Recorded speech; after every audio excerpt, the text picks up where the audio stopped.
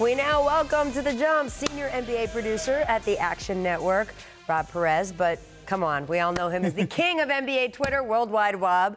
This year's free agency and summer league pretty much almost broke the internet. So please, you are the official determiner. Was this the greatest month ever on NBA Twitter? The bar was set really high because we've seen a potential felony happen with kidnapping players in the past in Dallas, Texas. But I'm going to have to say yes here because it was supposed to be so predictable. And then no one saw Paul George being included in this trade. No one was even thinking about Westbrook being involved in a blockbuster trade shortly thereafter. So the expectation of certainty in the misdirection of what happened easily made the narratives unpredictable. Also, there was an earthquake. That too. That's like number 4 on the priority list. We're going to have, by the way, we're going to talk over the summer, and by the time we come back for the season, we're going to do some sort of ultimate NBA Twitter ranking with like secret tunnel, DeAndre kidnapping, you know, the whole Sixers Twitter scandal. There's going to be a lot. Does it go felony first and then like tampering second? We had a car chase. We had a legitimate car chase. And even when Russell Westbrook and Paul George took that picture at the beginning of last season, unfinished business, and then 1 year later, what happened to unfinished business? It's going to remain unfinished. He was going to the Raptors. That business real quick. Kawhi was going to the Lakers, and then the Clippers just come out of nowhere. So, again, I say it all the time that loyalty is just a word in the dictionary in the NBA, and this offseason sure as hell proved it. Both ways, baby. All right, what was your biggest takeaway from Summer League this year? Not to overreact, because after that first game, I was ready to say it was Earthquake RJ because his PER was the equivalent of the magnitude that hit the arena. Damn! But by the end of Summer League, RJ Barrett is the first player in Summer League history to average at least 18, 5, and 4. So which is it here?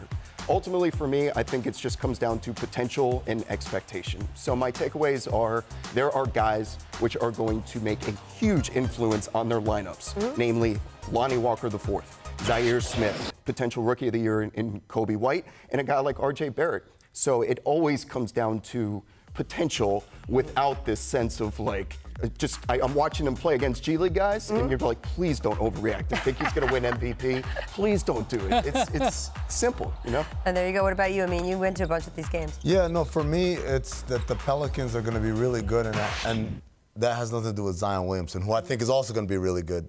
But when you look at Nickeil Alexander-Williams, when you look at Jackson Hayes and Didi Lozada, those guys are good, especially the kid I call Nall, N-A-W, right? He's good, man. Like, he's not just, he should be fine in a couple of years. He's like, that guy could play right now. So we talk about Lonzo Ball. Like, Lonzo, I hope you're healthy, man, because this kid might get some minutes at point guard with his passing. I know Brian earlier kept pointing out every time we showed the Jackson Hayes dunk, like, nice pass, nice pass. That's coming from Alexander Williams, all those passes. Right. Yeah, and that was one of the first-round picks they picked up in the draft night trade. I liked the defense. I saw some defense here. Rui Hachimura with the Washington Wizards he averaged almost 2 blocks a game, and Brandon Clark, who looked like he was terrific on defense for the Memphis Grizzlies. They traded up to get him, and they are very excited about him as well. Very good on defense. Although I am going to shout out RJ Barrett, as you mentioned, because, look, we had some players who decided, no, I don't want to be in Summer League, and that takes some criticism, and we'll talk about that a little bit later on the show. You put yourself out there like that as a high draft pick and then play through some difficult shooting nights and then get better. That is what you are supposed to do as a rookie. And the fact that he was willing to do that publicly, I actually thought that was very cool. While we have you, I do got to ask you, though, the best NBA meme of last season. What do you got? Well, the best and the most popular is probably the Kawhi laugh. I mean, we're seeing that in parts of the industry, not even related to basketball or sports. We're seeing it used. You know, that's the memorable image. But what people forget is right before this happened, he was asked the question, can you tell us a little bit about yourself?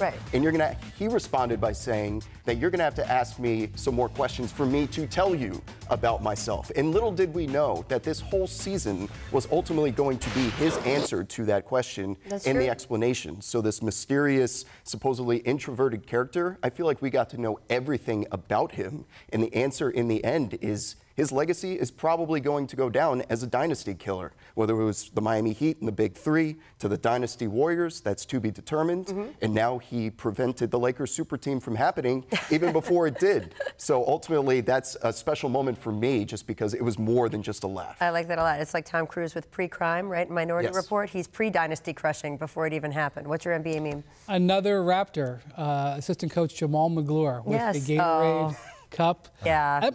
Not only is it funny, but it's kind of genius. Big cat. Because you know that you can't hear the coaches. I always see the coaches yelling, like, you can't hear them. But no one's going to mistake that sound of that. Well, plus, it also looks like the little emoji with action. The blue, with you know, the little blue thing. Looks like a 20s Hollywood director. Action. No, there are a lot of Raptor-related ones I could go to, particularly ones including Drake. See, and you thought the Lakers were the meme team. No, it's the Raptors. I'm telling you, the Raptors, they led the league in memes last year. But my favorite has got to be Damian Lillard. Not only waving goodbye, but then the face in the camera. Dude, yes. And like Rob said, you know it's big when it transitions to things that have nothing to do with sports. And so the face that we're going to see right here, this one right here, hold on, let's get the straight on shot. There you go. That one right there. That was like, you'd see things like when you go to Popeyes and say they're out of spicy. And you see that face right there. That meme was everywhere, and it was probably my favorite because especially when the attached consequences that came with it. He ended not only a team, not only a playoffs, a franchise. Look, this ended the Thunder as we know it. Happy birthday, by the way, to Damian Lillard. Yeah, it is. Rob, thank you so much for joining us. Thanks for having me. We will be back. I like that he's wearing Twitter blue. Thanks for watching ESPN on YouTube. For more sports highlights and analysis, be sure to download the ESPN app. And for live streaming sports and premium content, subscribe to ESPN+.